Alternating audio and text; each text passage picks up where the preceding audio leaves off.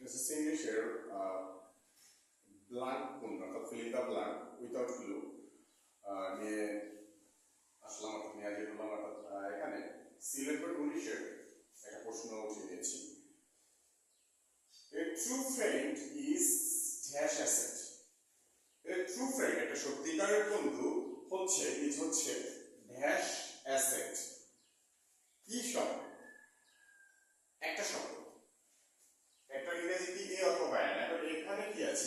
এ হচ্ছে ভালো, এর আগে কি হয়? ভালোর আগে অ্যান হয় একটা বোঝানোর জন্য। অর্থাৎ a true friend is an asset, সত্যিকারের বন্ধু একটা সম্পদ। He stands dash his friend in time dash danger. He stands dash his friend, say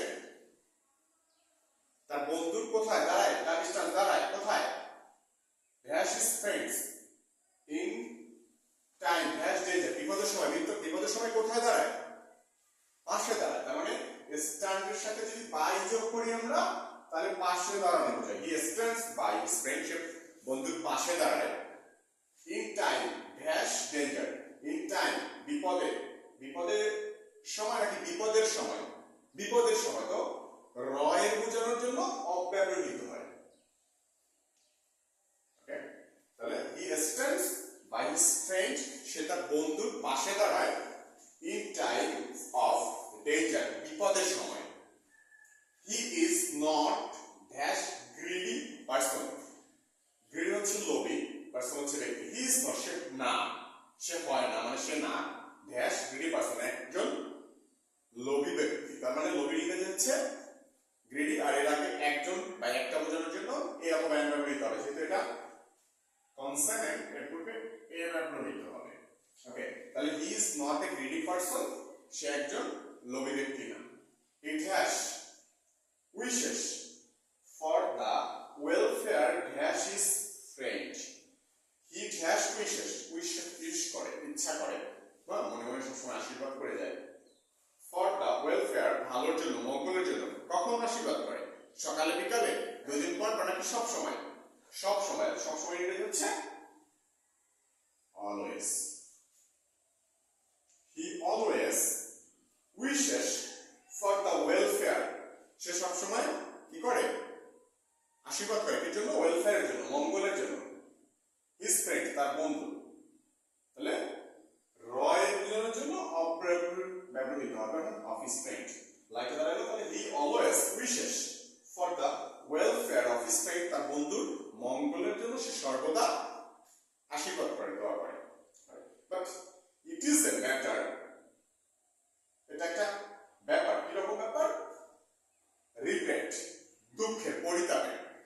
but it is a matter of regret, এটা একটা পরিতাপের ব্যাপার, এটা একটা দুঃখের ব্যাপার। That a true friend is very harsh today. But it is a matter of regret, এটা একটা পরিতাপের ব্যাপার, দুঃখের ব্যাপার। দ্যাট যে এ ট্রু ফ্রেন্ড, এক সত্যিকারের বন্ধু, ইজ ভেরি হ্যাশ টুডে, আজকে খুবই কি? সত্যিকারের বন্ধু আজকে খুবই কদাচিৎ, খুঁজে পাওয়া যায় না, কম। ইংরেজি হচ্ছে রেয়ার, আর এ